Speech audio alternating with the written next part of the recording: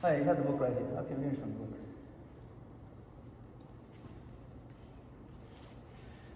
So reading Srimad Bhagavatam 1:1:1. So my humble obeisances to all the assembled Vaishnavas. Shri Prabhupada ki jai. All glories to Srimad Bhagavatam, the spotless Purana. All glories to the Supreme Personality of Godhead, Lord Shri Krishna. So today we'll speak on the first verse of Srimad Bhagavatam. And just being in this forest, it's like in the forest here.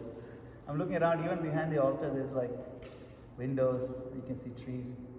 Originally, I was supposed to give this class in actual forest. It's supposed to be a trail, but this is kind of like that anyway. So I thought we can meditate on that. It's a perfect setting. Because even the Bhagavatam was spoken in the forest, Naimisharanya. Perfect setting. So, they were surrounded by trees and the sky and the breeze and the bird song, shifting light, movement, life. That's what you see. And right now spring is coming, so things are going to be more life. It's going to be more green, more flowers.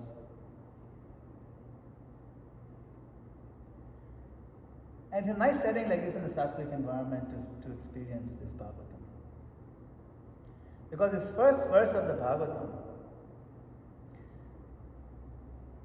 it begins exactly where reality, where philosophy should begin, within reality. This is reality. This world is not false, it's real. So take a moment, just look around, look outside the windows. See the way the trees move in the wind without anxiety. See the branches of these evergreens are stretching upward to the sky. Just think about it. See how the light is filtering through the leaves with effortless intelligence. See how the earth is holding up this building, holding us up without effort. It's holding us up without us asking to hold us. It's called dharati. Dhar means to hold. So it's called dharati. Dharo. And when you step outside, you hear the birds singing. Each bird sings according to its own nature. Everything around us in nature is speaking. Not with the human language, but with speaking to us with order. There's some order here. It's not random. It cannot be random. It's speaking to us with beauty, with a sense of ecological interdependence. Everything depends on each other. With higher intelligence, undeniable. It's speaking to us with meaning. There's meaning to all this. Nature is not merely scenery. Peggy's Cove and all is beautiful, but not merely scenery. It is evidence. Evidence of what? Nature is revelation. It reveals to us how God operates. What does it mean to operate organically? And nature, the Prakriti, or Maya, is also a curtain. Like we have the curtain in front of the deities. Behind the curtain stands a person. Behind the curtain of nature stands a person. And the Bhagavatam opens by telling us who that person is. How does it open? This verse. Om Namo Bhagavate Vasudeva. That's the opening line of the Bhagavatam. Think a little bit about this. This invocation is not just a formality, like we do in front of before every class. It's not just a formal ritual. It is a doorway. It's Om Namo Bhagavate Vasudevaya. It's a compass. It's a declaration. What's saying? I offer my obeisances, my humble obeisances to Lord Vasudeva. The name Vasudeva is very specifically chosen. And it's very fitting that Bhagavatam opens with the name Vasudeva. What's special about his name Vasudeva? Why not Krishna? See, as we sit in the middle of this creation, we look around. The temptation is to become vague. Vague means impersonal. We may feel wonder, oh, it's wonderful. We may feel there's, quote unquote, something divine in nature. We may feel it. But the Bhagavatam doesn't allow us to remain in this misty spirituality. It doesn't leave us with an impersonal sense of cosmic awe. Wow. It's somewhat impersonal. It says, yes, the divine is everywhere, no doubt. Vasudeva means what? One who's everywhere, all pervading. Iska nivas. Sabhi jagah hai. Vasudeva. His vas is everywhere. His presence is everywhere. That's why if you look at the translation, Prabhupada will say, all pervading. Vasudeva means all pervading. That Lord, Dev means God. That God who is everywhere. So that has an impersonal slant to it. So Vasudeva means Supreme Lord who dwells everywhere, who is all pervading, who is present within everything. But Vasudeva also means the son of Vasudeva. That's powerful. He's the darling child who appeared in the jail in Mathura, son of Vasudeva, who was carried across Yamuna, who became the beloved prince of Vraja. That is also Vasudeva. In fact, that is Vasudeva. So he's both. Both are there. That's why this name Vasudeva is so powerful, because both are implied. There is that all-pervading aspect which doesn't immediately give us that personal sense, but Vasudeva, son of Vasudeva, immediately is a person. Someone you can hug, someone you can interact with. That's important. This is one of the miracles of our Gaudiya Dhara, Gaudiya theology. That one who is everywhere is also someone. That's powerful. That's why Om Namo Bhagavate Vasudevaya. The source of everything we see, all the beauty in the world, this cosmic order, is also beloved child. That people don't normally come to that conclusion naturally. By speculation is not possible. The beloved child. The cause of all causes plays a flute. You can't speculate your way to a flute. Or who wears a peacock feather. It can only be revealed to us. The origin of cosmic manifestation has a mother who worries about him. If I don't feed him, he'll die. The absolute truth is not less than a person. He's infinitely more than what we mean by ordinary person. He's infinitely more, but he's also a person. He's never less. But personhood is more than impersonal. He's more, always. So as we sit here in this beautiful place in Halifax, surrounded by manifestations of his energy, let that meditation be complete. Krishna is everywhere. And Krishna is someone. Both. That's why Om Namo Bhagavate Vasudeva. He is present in the grandeur as a sustaining source. And He is present in our hearts as Paramatma. And He is present in His holy name. And He is present eternally as Shyama Sundar in Golok Vrindavan. And whenever He comes down here to play His flute. He is present as son of Vasudeva. Inviting us, He keeps coming to invite us. Not merely to analyze reality, but to enter into loving relationship with the source. That's what we are here for. Now let's hear the verse. Okay, we can hear the verse now. I'll sing it. The whole verse.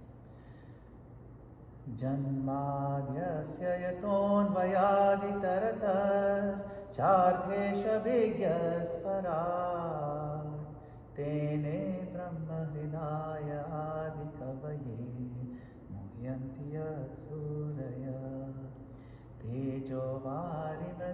yatha vinimayo yatra trisargo mrisha dhamna svena sada nirasta kuhakam satyam param dhimahi. The translation is like this. Translation, I'll just read the translation today. I meditate upon Lord Shri Krishna because he is the absolute truth and the primeval cause of all causes of the creation, sustenance, and destruction of the manifested universes. He is directly and indirectly conscious of all manifestations and he is independent because there is no other cause beyond him. It is he only who first imparted the Vedic knowledge unto the heart of Brahmaji, the original living being. By him, even the great sages and demigods are placed into illusion, as one is bewildered by the illusory representation of water seen in fire or land seen on water. Only because of him do the material universes, temporarily manifested by the reactions of the three modes of nature, appear factual, although they are unreal. I therefore meditate upon him, Lord Shri Krishna, who is eternally existent in the transcendental abode, which is forever free from the illusory representations of the material world. I meditate upon him, for he is the absolute truth. See how many times? 3 times it says, I meditate upon him. So the first thing to notice is that the Bhagavatam does not begin merely with information. It begins with meditation. Meditation is different from information. Think of the word meditation. Satyam param dhimahi. Dhimahi comes from dhyan, to do dhyan. We meditate upon the supreme truth. Satyam param, absolute truth. This is significant, very significant. Bhagavatam is not simply inviting us to become informed religious people. It's inviting us to enter into a state of contemplative absorption. That's why Dhimahi. Absorb Krishna, Vasudeva. Not just, okay, I know this now. No. It's not informative, it's meditative. First point to note. It's not merely saying, here's a doctrine, here's some philosophy. It's saying, come, fix your consciousness on the highest reality, Krishna. Satyam param dhimahi. In the modern world, see, we gather data, but we do not meditate. People collect quotes from so many famous people, but they don't internalize them. They quote them.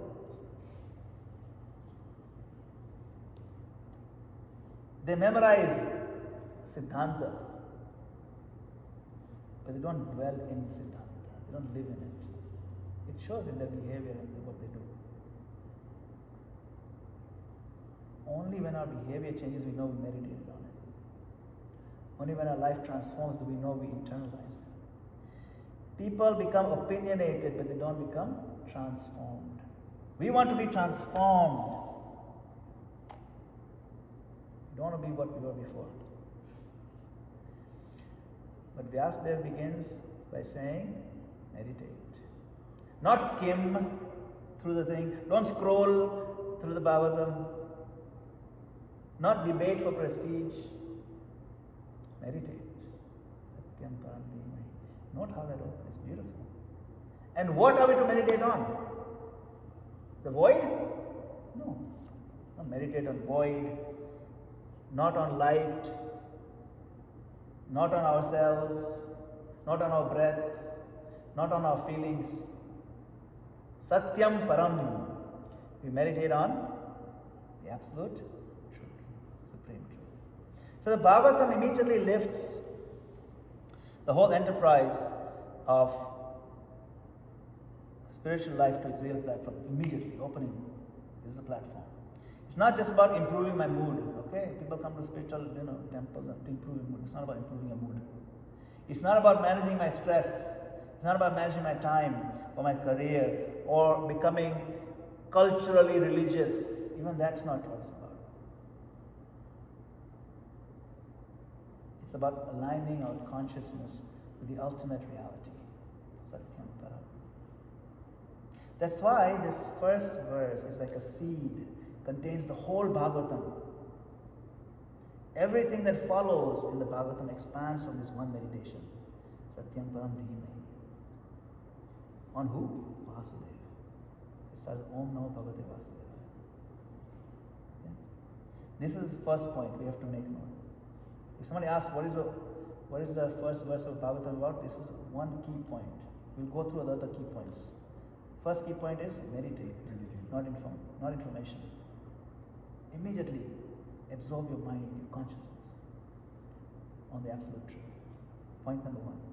Point number two, it opens the first verse. Janmadhyasya yato anvayaditaradashyarthesha vikyaswarat. Janmadhyasya yata. Janma adi means creation, etc. Means everything that starts from creation onwards comes from him. Janmadhyasya yata. This opening phrase is extremely famous because it is there in the Vedas. Vedanta Sutra has this phrase, towards the end it says, Janmadhyasya. This is absolute truth is Janmadhyasya. Everything comes from him. Therefore this exact phrase that is written by who? Vyasadeva. Is now the opening line of this verse. Opening line, opening words of Srimad Bhagavatam are picking up where Vedanta leaves off. What does that tell you? It's like a jigsaw puzzle. It tells you where this finishes, this continues. It tells us that we don't need a commentary on Vedanta Sutra. Why? Vedanta Sutra is not easy to understand. It needs commentary. It needs to be deciphered. Sutra means codes. Code needs passwords. It needs explanation. That's why so many philosophers wrote their bhashya, their explanation, their purports, their commentary on Vedanta. In fact, there's a time, I think, more philosophical, no school of thought was considered valid unless they had their own commentary on Vedanta. Because Vedanta you can't understand, not even Mahaprabhu's time. Shankaracharya is the most famous one. But this line tells us what? There's no need for commentary on the Vedanta Sutra. Why? Srimad Bhagavatam is the commentary. Bhagavatam is natural commentary written by the same author of the Vedanta. So you don't need commentary. Password, the code, purports, this is the Bhagavatam. You don't need. You understand? That's why these words are very important. The Bhagavatam is declaring that I am the natural commentary on Vedanta. And what does Janmadhyasya say? Everything comes from him. Krishna, Vasudeva. Creation comes from him. Maintenance comes from him. Dissolution comes from him. The laws of nature that you see working, they come from him. The intelligence behind nature comes from him. The ingredients of the universe come from him. Time factor comes from him. Life itself comes from him. Consciousness comes from him. Beauty comes from him. Love comes from him. Meaning comes from him. Everything comes from him. Because everything comes from him, everything is connected to him. It has to be. This understanding has massive implications for our devotional life. When you understand everything comes from him. If everything comes from Krishna, then nothing is spiritually neutral. Do you know what I'm saying? Everything has a connection to spirituality. It changes our view. The world now for a devotee is not meant for exploitation. The world is meant for recognition. What is the recognition? That everything beautiful, every beautiful thing is an opportunity for remembrance of Krishna. Not just appreciation of beauty for beauty's sake. It's a pointer to Krishna. Every power in this world is a loan from Krishna. Every talent in this world is his energy. Every relationship in this world is meant to be harmonized in relation to him, with him in the center. When we forget that things come from him, we exploit them. When we remember that things come from him, we offer them. That's the exploitation offering. That's all. Only two things you can do in this world. You offer or you exploit. Age vastu. आप जाते खाइए कि भगवान ने खिलाइए. The same thing. We eat ourselves or we feed the Lord. One is exploitation. One is offering. The cool thing is when you offer it, you still get to eat it. But it purifies us. That is called bhakti. You see. A devotee does not deny the world in a crude sense. A devotee sees its origin as Krishna. And by seeing its origin, the devotee sees its proper use. Everything is a proper use in Krishna's service. Sometimes the proper use is avoidance, leave it alone. You see. So as we sit here among this beautiful Halifax scenery, it's so gorgeous over here. We are not meant to think, oh, how nice, how relaxing, how peaceful. That is fine, but it's incomplete. See, it's incomplete. The deeper meditation is this beauty comes from Krishna. This harmony comes from Krishna. This intelligence, this order, it comes from him. Therefore, let this carry my mind to him. See? Otherwise, it's a wasted moment. Of course, any memories we may have of beauty, we can use those memories to carry us to Krishna even today. Say you went to Hawaii or something, but that time I was not a devotee, okay, fine. But now you think, oh, wow, that's so beautiful. Just imagine how much more beautiful Krishna must be. Now that memory can be used in Krishna's service. See? So nature should not, the appreciation of nature shouldn't terminate in itself. It should culminate in glorification of the Lord, because that uplifts our soul. And it glorifies nature too, because now you're connected with Krishna. So part number 2 is what? Janmadyasyata, everything comes from him. Part number 1 was, we meditate. Opening line, Janmadyasyata, means everything we see comes from him and therefore should be used for him, offered to him. Exactly, part 2, right? Part number 3 of this verse. Janmadhyasya iton anvayad itaratascha vigya.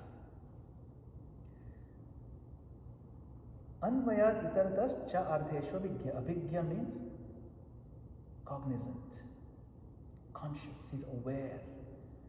Krishna knows everything and is fully aware of everything, directly and indirectly. Right? This is stunning. He didn't leave it and then let it be. No, he's conscious. He's cognizant. He's aware of everything. That the source of all things is not a blind force. It's not a cosmic accident like a Big Bang. The bang tends to imply this accidental. No, it's nothing accidental about it. It's not unconscious energy, because he's abhigya. It's not just an intelligence who designed it and left it alone. Krishna is connected and he's aware. He's not an absent architect. You know, sometimes people build it and then walk away. He's not like that. Sometimes people think God is like that. He's not like that. He's abhigya. He's fully cognizant. He's perfectly aware. This is the third point we have to know. Krishna knows his creation from without and within. That's important. He knows the movements of the galaxies. and the movements of one heart. That's scale. He's aware. Yes. From macrocosmic to the microscopic. He's aware. He knows the unfolding of the vast history, and he knows the trembling of one prayer, of one person. Amazing. He knows what appears externally, and he knows what lies internally. Everything. He knows what people say out loud. He knows what they mean inside. He knows everything. Abhigya, complete cognizance. Now, for a devotee, this is deeply personal. Think about it. This means now to think from a point of view of devotee. All of you devotees are trying sincerely to serve Prabhupada, serve Krishna. What does it mean for us? It means that no moment of sincere effort is lost because Krishna is abhigya.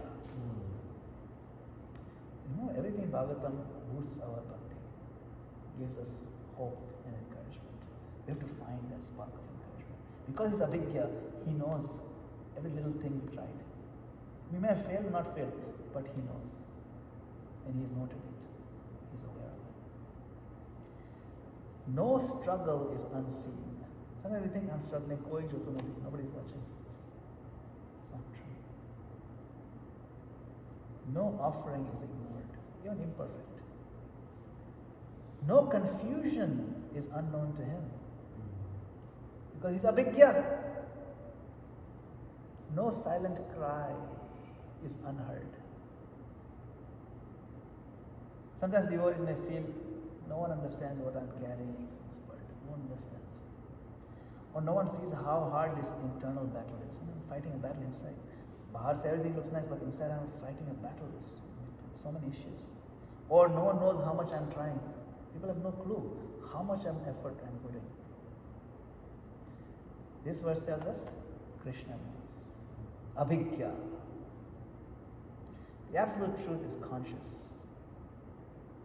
And not merely conscious in a generic kind of way, but perfectly aware, purposefully, relationally. This transforms our worship from ritual into relationship. We do not subscribe to hollow ritualism. Even as we're making each circle in front of the Lord, it is a heartfelt loving offering. Krishna is feeling your love.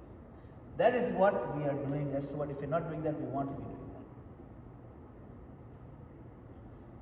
That's why we practice loving exchange. You may not have full love right now, but we practice. This is how we offer love. That's part 3. What is part 1? Meditation. Part 2? Everything comes from him. Part 3? Krishna is Cognizant abhigya. Very good. Part 4. Abhigya swarat. Swarat means what? completely independent. Exactly. Fully independent. Swarat. Is another powerful word. This is essential. Every one of us is dependent. We may declare independence on 4th of July. In America, we do that. They declare, don't declare, doesn't matter. We are dependent. Maybe not on Great Britain, but we depend on something. We depend on air. We depend on water, sleep. We depend on light to survive. We depend on society to function. We depend on memory and health and time, mercy. So many factors beyond our control. We depend on them. Even the greatest leaders and scientists and yogis and mystics and creators, they are all dependent. Only person who is not dependent is Krishna. He is the only one who saw it. Krishna does not become God. Sometimes say he became God. No one becomes God. God is God. He doesn't evolve into supremacy. He doesn't derive his power from any other source. He is self-existing, self-luminous, and self-sufficient. So this has, of course, philosophical, theological importance, also has devotional importance. For us, we are more interested in the devotional because we know. Why do we place faith in Krishna? Because his shelter is not fragile, thoroughly solid. His support is not borrowed from somebody else. It's his. His wisdom is not second-hand. All wisdom comes from him. His position is not contingent upon any other factors, like ours is. Everything else in this world can fail us because everything here is dependent and leaning on something. And sometimes we're leaning on very weak things and the house of cards falls down. But the soul longs for that which is ultimate. That one source that we know will not fall. It's Krishna. That will not decay, it will not collapse. It's not hanging by another chain of causes because he is the cause of all causes. That's why the Bhagavatam begins with this independent supreme truth, Swarat. Real surrender only becomes possible when the object of surrender is absolutely trustworthy. Then you can thoroughly surrender. But this Bhagavatam opening verse tells us, Swarat, it's Krishna. So don't worry, don't even worry. That's part 4. Okay? Part 1 is meditation. Part 2 is it comes from him. Part 3 is abhigya, cognizance. Part 4 is Swarat. So we got 4 components. Now we move to part 5. Move to Tene Brahma Hridaya Adi Kavi. Adi Kavi. Kavi means what? Poet. Kavi. But sometimes doctor is also known as Kaviraj, the original PhD. Adi Kavi means original learned person. Who is the Adi Kavi? Krishna. No. In this verse, Adi Kavi refers to the first person who was given this knowledge. No. Yes. Tene Brahma Hrida. That Brahma word isn't referred to Lord Brahma. That Brahma word refers to Vedic knowledge. Tene Brahma Hrida, in the heart of Adi Kavi. Adi Kaviye. Tene Brahma Hridaya Adi Kaviye. That's part 5. That he imparted this Vedic knowledge into the heart of Lord Brahma, the original living being. This is a very profound point. Because see, at the dawn of creation, Lord Brahma, he didn't attend a seminar. He didn't inherit a textbook or sign up for courses. He didn't perform internet research. He received knowledge directly in the heart. Tene Brahma Hrida. Heart means he came with full realization. This tells us that ultimate knowledge, all genuine knowledge descends ultimately from Krishna. Yes, there's discipline, yes, there's study, yes, there's grammar, there's commentary, there's tradition. But the living principle of this point is that realization in the heartfelt understanding is a matter of grace, mercy. Only when Krishna is merciful will you actually understand. You may memorize, but you may not understand. It will happen here, but not Hrida. Brahma Hrida. It's important. You see, this is important why those words are chosen. Tene Brahma Hridaya Adi Kavi. Even Brahma needs that mercy and revelation. So now, what does it mean for us devotees? See, always bring it down to us. How do I apply this to me as a devotee? It means for us that humility is not optional. Only when the heart is humble will Krishna reveal himself. We have to soften the heart with humility. It means scholarship without dependence on the mercy of the Lord will remain limited. We have to be softly praying, my Lord, I memorized this, but I don't understand it. Please help me. Help me apply this in my life. Everything we should pray for that. That humility. It means that spiritual understanding is not merely a result of intelligence. It's a result of purification and receptivity which comes with the mood. Like Tad Vidhi Pranipadana Parikashmaya Seva. You know that verse? That you approach the spiritual master, you ask the questions. But Sevaya, why Seva? Because of humility, only then Guru will give you. Otherwise, he may give you information, but he will not give you knowledge. He will not give you the mercy of realization. So the mood is a big part of it.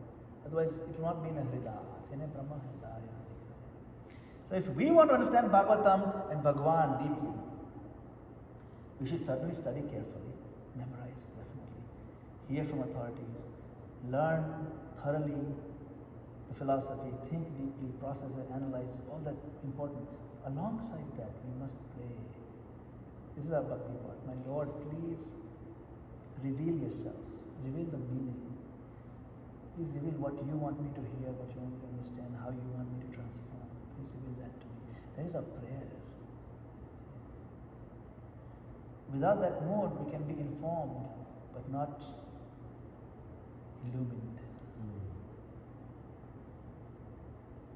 You can collect all the light bulbs you want, but unless you turn on the switch, there's no light. I have 50 light bulbs. I've memorized 50 verses. But if you don't plug it in and the power source of humility, there's no light. You can boast about all the bulbs you want. You will sit in the dark room. This is Tene Brahmahida. This is part 5. This is part 6 now. Muhyanti Yat Suraya. Even the great, Sura means great sages, demigods, big heroes. The Sura. Opposite of Sura is? Asura. So these great people, sages and demigods, powerful empowered beings. Muhyanti Yat Suraya. Even the great are bewildered by him. This is a healthy slap for spiritual pride. Even Narad Muni had to face sometimes. So who are we? Yes. Don't be proud even of your spirituality, especially of your spirituality. Even the great can be bewildered. So what about us? The Lord is so deep, so unlimited, so inconceivable, that even these highly elevated people, they become confused when they try to grasp Him. So understanding this protects us from two dangers. Of course, there's two dangers. First one is arrogance. Let's be clear. We don't want to be arrogant. It's very easy to become arrogant in our devotional life. We should never think, I have fully understood Krishna. Nobody can understand fully. We may understand, but not fully. So realized souls, they're humble. Because the deeper they go, the more they perceive His immeasurable depth. The more you know Krishna, the more you realize how much you don't know. The more you dive deeper, the more you see how deep the ocean is. Upar say, how deep can it be? Yes. That is the point here. Our arrogance wears away quicker the more we make study deeper, the more we realize. If by more study your arrogance is more, you're not studying properly. So that one danger is arrogance. Yes. But the second extreme is despair. That's also another problem. In other words, despair means we may think, oh, there's no hope for me. Arrogance is one extreme. The other extreme that also keeps us away from Krishna is there's no hope. I can't do this. It's not for me. I'm not meant for this. I'm not cut out for this. That's also a problem. We cannot be stuck in that paralysis. This angle saves us from that. Because if even exalted being can be bewildered at times, then our own struggles don't disqualify us. You understand the point? If you and great people can struggle, you should not feel so bad that I'm struggling. Keep going. Don't give up. Don't fall the other extreme of despair where you just forget it. Confusion does not mean failure. Failure doesn't mean ultimate failure either. You fail on one thing doesn't mean you fail. It means we must remain dependent. We must remain prayerful. In bhakti, the solution to bewilderment is not this egotistical certainty. No, I know. No, that's not the solution to our bewilderment. The solution to our bewilderment is submissive hearing. The mood of submission cures a bewilderment because now you know what to do. Bewilderment means, I don't know what to do now. Solution is not, okay, now I know. No, that's not solution. Solution is, let me hear submissively. So the Bhagavatam is given precisely because the conditioned soul is bewildered. We are all muhyanti. We are all, bewildered. The reason we are here is because we are bewildered. We made wrong choices. So the proper response is not to pretend mastery. The proper response is to hear again and again in submission until it clicks and you feel softening of the heart. Okay? So we covered 6 points. Point number 1 is meditate. Point number 2 is everything comes from Krishna. Point number 3 is abhigya. Point number 4 is Swarad, independent. Point number 5 is Tene Brahma Hridaya. That the mercy comes, revelation comes in the heart. That's point number 5. And point number 6 is that even the great Muhyanti Yat Surya. Muhyanti Yat Surya. Okay? Then part number 7. Tejo Vari Madam Yatha Vinimaya Trati Sargomishra. Tejo Vari Madam. This is like poetic imagery now, it's an analogy. What is that analogy? Is that the word appears real, but not in the way we think in our conditioned state. It appears to be real. Is it real? Is it not real? It's both real and unreal, depending on how you look at it. It is real in the sense that it exists. It's not that it doesn't exist, but it's unreal in the sense that it's a dream. Dream exists, but to think that dream is reality is a problem. You understand the difference? It says Tejo Vari Madam. Just like, sometimes on fire, this looks like this water, like on top, like water is like. But there's no water, it's just that how the heat plays with the density of air, but it looks like it's wet or just some water. There's no water. Like a mirage. In the desert, you see long road, it looks like there's a pond of water there, and you keep running toward it. But it's just the interplay of light, it looks like there's water there. So, the interaction of fire, water, the earth, it appears factual, though it's temporary and misleading. So Prabhupada explains the material world appears real just as illusions can appear real. Not that it is absolutely non-existent, it exists.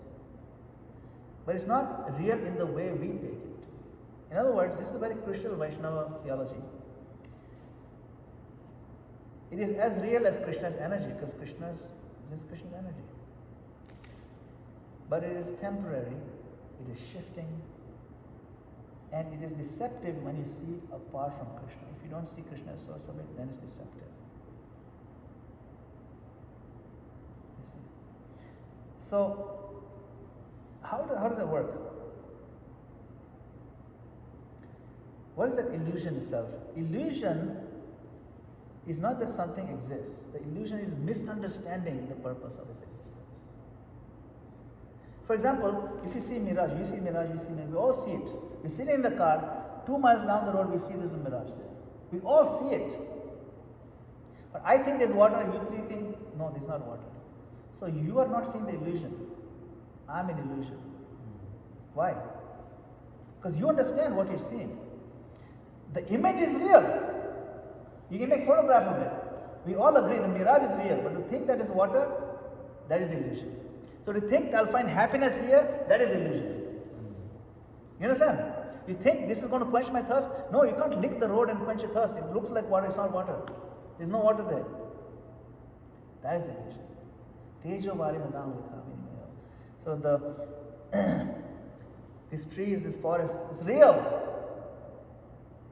Your body, it's real. Nose on your face is real. Relationships we have, they're real. This world is real because the energy of the Lord is real. But the illusion begins when you say, this is mine. No, then you're wrong. Then you are thinking the mirage is water. Illusion is thinking this exists for my enjoyment. This can satisfy me independently of Krishna. This temporary arrangement is my permanent shelter. No, that is illusion. So devotees, when we go through hike and walking through nature, we don't want to become either a crude materialist, how to exploit, nor a dry renunciate, how I can just pretend it doesn't exist. Not that this is for me. And also not this is all meaningless. Both of them are wrong. One is a dry renunciation saying meaningless, and the other one is this is for me, which is a selfish materialist. Both are wrong. As devotees, what do we say? This is Krishna's energy, temporarily manifested and meant to reawaken remembrance of Him and to inspire service to Him. That is the proper conclusion when we walk through the forest of the world. That's why it says, Tejo Varimanam Yatha Vinimayo Yatra Tirsikom Vrisha. And now part number 8. Dhamna Svena Sada Nirasta Kuhakam. This is the last one. This is one of the most hopeful lines. In his own abode, what is Dhamna? His own abode, Goloka Vrindavan. This illusion is forever absent. There is no illusion. There is no temporariness.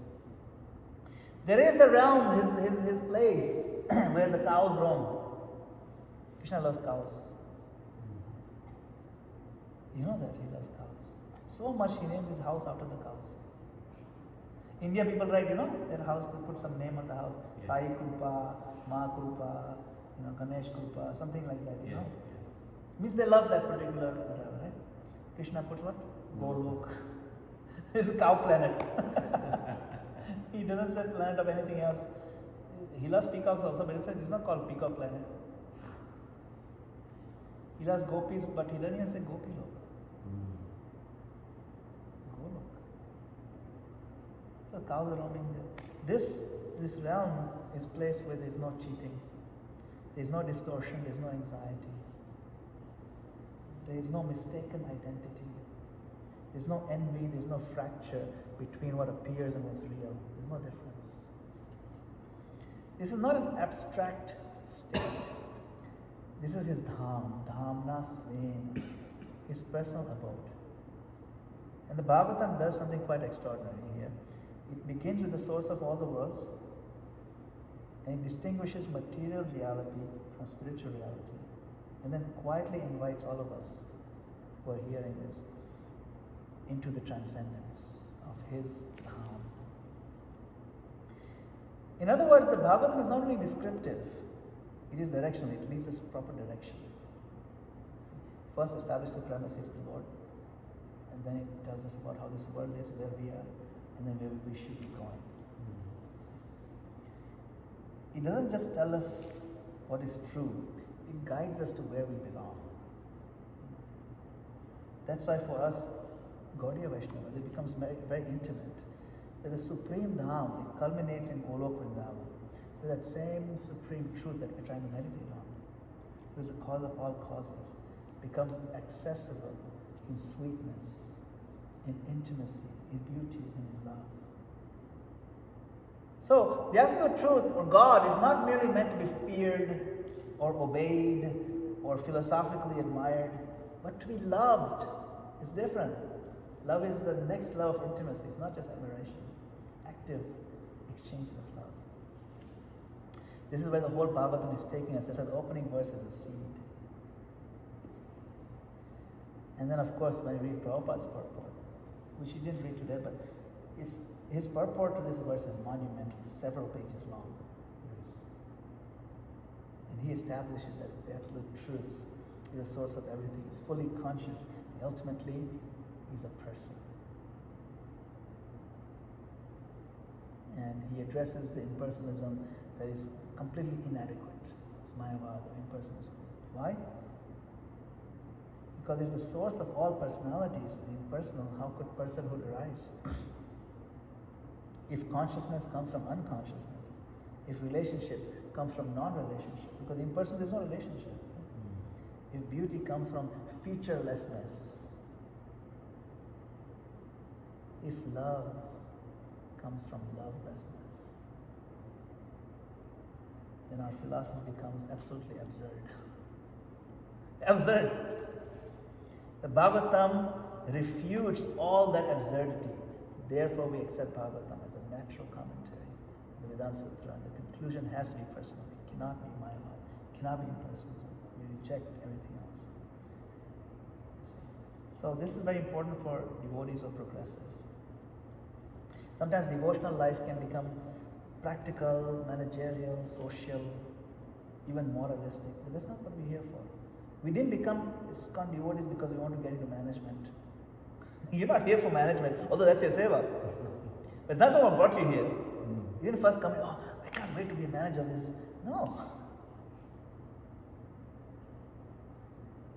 And neither should we be attracted to it for social aspects. Although it has a social aspect and it can be fully spiritualized. But that's not what we are really in it for. Not even moralistic, this is very good behavior, bad behavior. We don't care for that. And morality is not that important. This is, we may remain in this movement while losing the sharpness of our sense of wonder. A childlike wonder, amazement. That's what we're after. A sweet feeling of amazement and wonder. This verse restores that wonder. Pulls us out of the whirlpool of managerial, social, moralistic thinking. We need that. We need to remind ourselves why we are here for. It tells us that behind all the energies is the energetic person, Krishna, is sweet. Behind all the structure is a knower. Behind all these truths is the supreme truth. Behind this all-pervasiveness is the personhood. And behind all of existence is Krishna. Not some secondary Krishna, not a symbolic Krishna, not a sectarian Krishna, but the original Supreme Personality of Godhead. That's why Prabhupada was so bold. He's not presenting one optional spiritual lens among many. You choose buffet. No, there's only one thing. He's presenting the mature fruit of this Vedic tree. It's Krishna. That's why we say, written to the top, Om Namo Bhagavate Vasudevaya.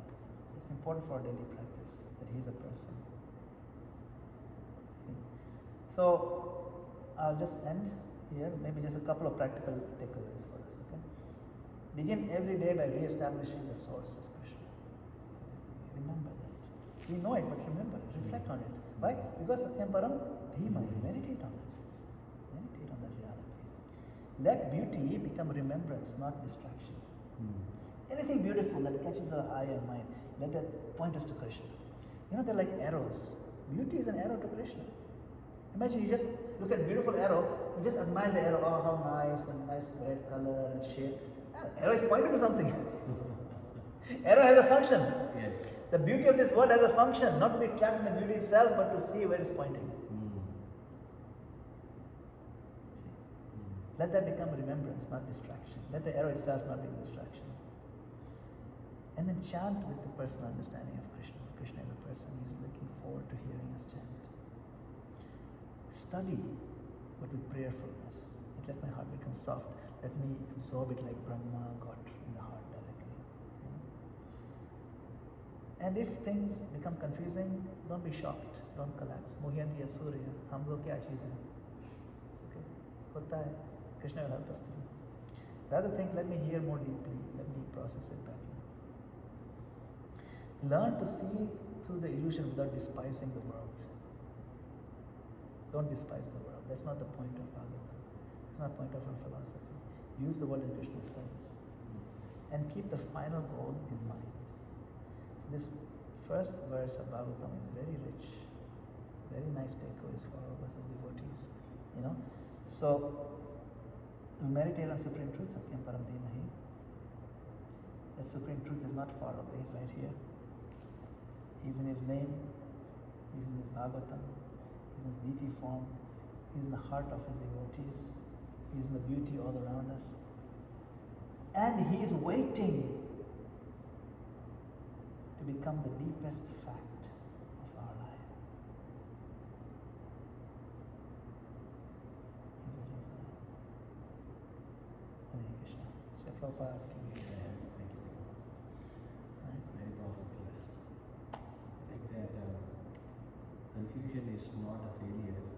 Yes. It's a very profound statement. Yeah. So many devotees I have seen, they fall into this trap. confused, they think failure is a result.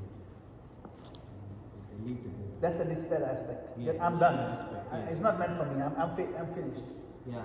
And then move out. That thought brings them to that despair Yeah, exactly. side. Those words, very powerful. Thank you for hearing.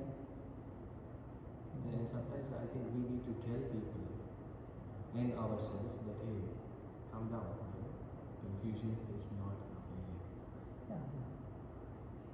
Confusion, even moral failures. Ultimately, where else are you going to go? Yes. You cannot leave Krishna because where else are you going to go?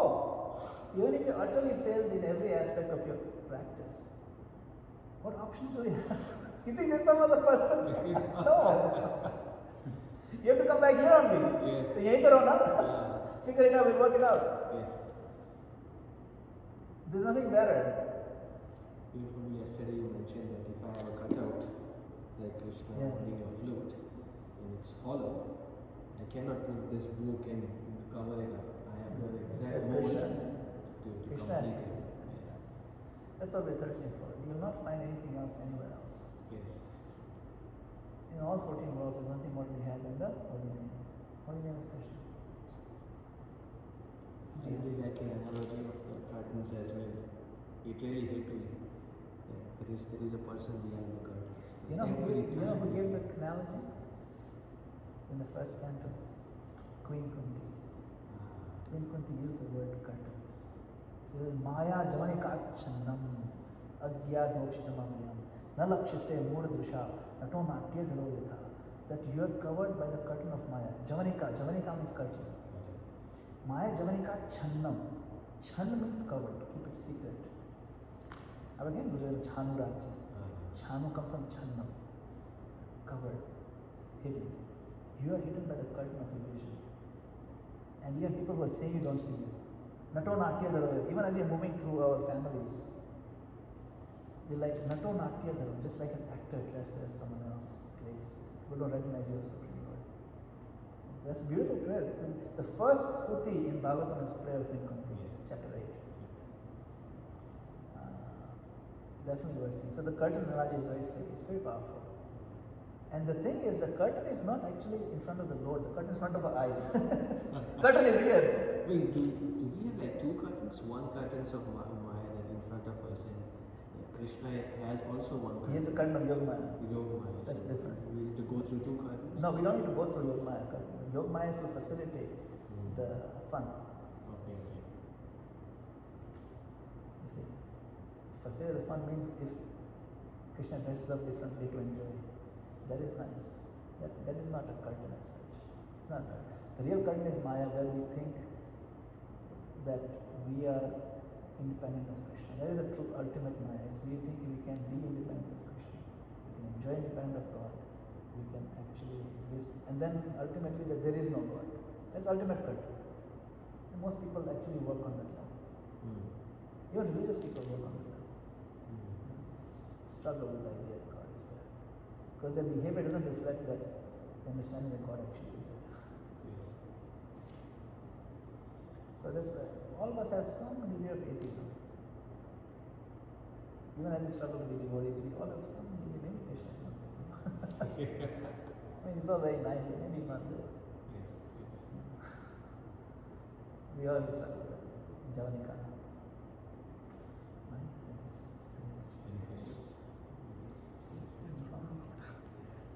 You're taking quite a few notes. Try to make every bit of it. So, true in the part 6, Mahanti Surya, we talk about arrogance and then disappear. So, my question is regarding that. Like, sometimes we know about the things and it's like somebody tells us something and we already know about that, and the arrogance start coming. Oh, I know about it. Don't tell me. Yeah, of course. These kind of things happen. So in that kind of situation, do we need to listen to everybody, even the young to the senior, even we know we don't know? Do we need to listen to everybody if they are bhakta? When you say listen, in what sense listen? Make it good. somebody giving a suggestion. Doesn't matter they are senior or junior. Somebody giving us a suggestion. Might be that is for our benefit, or might be that is not the benefit. Do we need to listen to everyone? Of course. I mean, see, Krishna can give you suggestion to anybody. Our humility lies in trying to find anybody gives you a message. If you realize, oh, this is very good for me, then you should take it. Even if it's a kid, probably it will be much better if you clean it this way instead of that way. But don't you know I've been cleaning it for 10 years like this before you were born also. Yeah, but try this way. Yeah, oh yeah, you're right. Nothing wrong with that. We should try to see if there's any value. Of course, our arrogance blocks us. We don't listen to people who are very nice. It's very natural. It's very natural. Our own children will tell us something. Hey, don't you know Madana-gopāla? We want to be arrogant. But that arrogance can block us. Naturally. We want to hear. Even Chaitanya Mahaprabhu, he's a little kid. His name was Gopal. And so he saw once Chaitanya Mahaprabhu went to the bathroom. He's coming out and he's holding his tongue. And the kid is like, Mahaprabhu, why are you holding your tongue? And he says, no, in the bathroom you should not take the name of Krishna. But I can't stop chanting Krishna, Krishna, Krishna. So to go to the toilet I have to hold my tongue. And Gopal said, no, the name is so purifying. They cannot be made impure just because I went to the bathroom. You should chant there also. Then Mahaprabhu said, good point. You're a little kid, but you're my guru. So he said, from now your name will be Gopal Guru. You understand the point? Chaitanya Mahaprabhu proving the point that just because he's a kid doesn't mean that he's from. And he's talking to Siddhanta, to Chaitanya Mahaprabhu about holy name. Yes. How to apply it. And he accepted it. Of course, he presented that Leela just to show us that बच्चों का भी सीखना चाहिए. Yeah? Does that answer your question? Yes. Okay. No, I just have one question. Like we all know, we all are learning and hearing again and again in Bhagavad Gita that we are a soul, we are not the body. But practically, how? Like I also had discussed with Mr. Goy and but I'm still struggling how we can live the life that we are living as soul in our body, because knowing this fact again, we start giving some interpretation or being judgmental, just seeing the personality rather than seeing them as a soul. And even for myself, like if I have to act as a soul, not as a body. So how practically we can differentiate this, pattern kind of delusion that we have to see everyone as a soul, not judging them. Yeah. So how to be not judgmental, see actually everyone as a soul, and because souls are all equal. And also practice. Yeah, how do you practice that? I'll ask you a more difficult question. I'll take that question, take it to the next level. Forget about other people. What about devotees themselves? Should I judge among devotees? That this devotee is advanced, this devotee is not advanced. So I should behave differently with this devotee, I should behave differently with this devotee. And this devotee I should serve, this devotee I should avoid. Is that good? That judgmentalism? Are we advised to do that? I'm asking you. No. Are we advised? No, I think you're right. Like this also comes. No, I had the same conversation with him in the car earlier today. He knows the answer. I'm actually trapping you in the question. No, Why don't you explain to him? So, Prabhu, as per your words, we We should what? We should have a judge, not like judgmentally, but we should see to whom to associate and to whom to have the distance. Who teaches us this?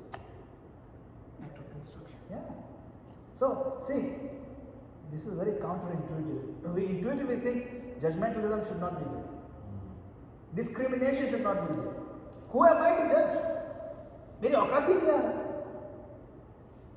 That's humility. Who am I to judge that this person is Uttam Adhikari, this person is Madhyam Adhikari, this person is Kanishta? Who am I? And yet Rupa Goswami says, no, this is preliminary instruction. You have to not judge in the sense that to condemn them, but to understand that even the lowest of the low you offer respect. Even Kanishta, who can be very damaging as association, you offer respect. So first you grade them. He gives us how to grade them. He gives us the symptoms. If someone is coughing and it looks like they have some infection, he says, who am I to judge? Let me go embrace him. No, it's dead. It's sick. No, who am I to judge? But you're being taught. Because every symptom of COVID, and you want to go and embrace him. No. Haribol, you stay there. Stay in your car. I'll bring myself to you. Don't come inside. Why? See, my point is, it's not about judgmentalism that I'm better than you. No. It's about being careful in how association works. That's why Rupa Goswami tells us. He says, these are 3 levels. You must know what are the symptoms of all 3. And then he also says, once you identify them based on the symptoms, then you must associate them differently. You know that, right? He says in Nectar of Instruction. He says with the Uttamadhikari, you serve and take every opportunity to get their association. So when Guru Maharaj comes, we serve, we run to serve, we take day off, we serve him, we hear from him. Because we know as Uttamadhikari. Every moment, every word will come out from his mouth will change my life. Okay. Second, Madhyamadhikari. Make friends with that person because that person is progressive. That person has learned to see how to treat their behavior is impeccable. They're perfect gentlemen. They know how to treat people nicely. They know how to talk to devotees nicely. They are very fair in everything they do. They are always trying to get better and better. They seem to know the Shastras very well. They can never be shaken in their faith. That person will be close friends with that person. And then Kanishta means, yes, they are doing Hare Krishna, they put tilak, everything. But they don't know how to treat people nicely. That's what he says in the book. They don't know how to talk nicely to other devotees, how to treat, they don't know how to be fair. Yes, what does he say? He says they will do puja, this, that, but they don't see Krishna in the other person's heart, so they treat them badly. So now what am I supposed to do with this fellow? First one is serve, second one become friends, this one what do? You offer respect, but from a distance. Stay in your car. You got COVID. Not like that, of course. You still talk nicely. But offer respect from a distance means you don't want to get so close to that person that their qualities rub off on you. Don't open your heart to them to that degree. Because remember, people's qualities rub off on us to how close we get to them. So you recognize, okay, I am not that strong that I will be able to influence him. In fact, I feel that he will be a bad influence on me. I'm not judging in the bad way that I'm better than you, but I also don't want to be influenced by this quality because I can see how he's treating other people. So I'm going to keep my distance. This is not me saying this. This is not Prabhupada even. This is Rupa Swami. Prabhupada has given a great class on this, on the nectar of instruction, and he used the word discernment. Discernment. Yes, Vivek. Discernment, not discrimination. Vivek is a positive thing. Vivek means what? To see what is what and behave appropriately. Now, if I start serving the Kanishta and try to get as much as I can, and then keep distance from the Uttama, then I'm doomed. Because by keeping distance, I'll miss out on that and might end up offending Uttama. Yes. And by becoming so close, serving this one, first of all, you'll puff this guy up for nothing. And I'll think everything he does is perfect, so let me also become a jerk like him. Actually. That's why we have to be discerning. So your question is that, okay, act on the soul platform, understand. But when a snake comes, snake is also soul. Don't say, "Aao bail mujhe maan." Then come bite me. No. That's also a soul. But we have to deal with it appropriately for our own spiritual survival, our spiritual progress. This is the thing. Now, interestingly, if you further study the nectar of instruction, you go further. You say, don't judge based on superficial. Like it's like there's bubbles in the Ganga, and there's mud. You know that verse? Gangam Basam. Anyway, in that, just following that other verse, he says, don't judge devotee based on superficial things. Or his skin is like this, or he's bent over, or he comes from some different jati. No, they should be based, your discernment should not be based on that. It should be based on the qualities that is described in other verse. How does he treat devotees? How is his behavior? How much does he have faith? You have to judge that only. So sometimes we think, oh, judgmentalism, I'll apply, okay, he's black, he's white, he's Spanish, or based black. No, you cannot use those superficial things. So because we might think, okay, judgment, let's start judging on everything. No, these are only factors you judge on. You don't judge on the other factors. That's also in the same book to prevent us from going to the other extreme, you see. That's why I read the whole book. It's a very beautiful science. It's not judgmental, discernment. Therefore, yes, you treat everybody as soul, but you relate to them differently. I mean, that's why we keep men and women separate, right? Naturally. You don't sit next, we don't dance with each other. We dance. We don't, men and women don't hold hand and dance like they do in discotheque. We don't do that here. But a woman is soul also, but you can't do like that, right? Soul is there's a reason, there's a culture behind it. Why we discernment. Like that. So it's very simple, it's very straightforward. We accept, understand the conditioned nature of the world. We work around it, we work with it without falling victim to the trappings of it. Right? Okay. Thank you very much.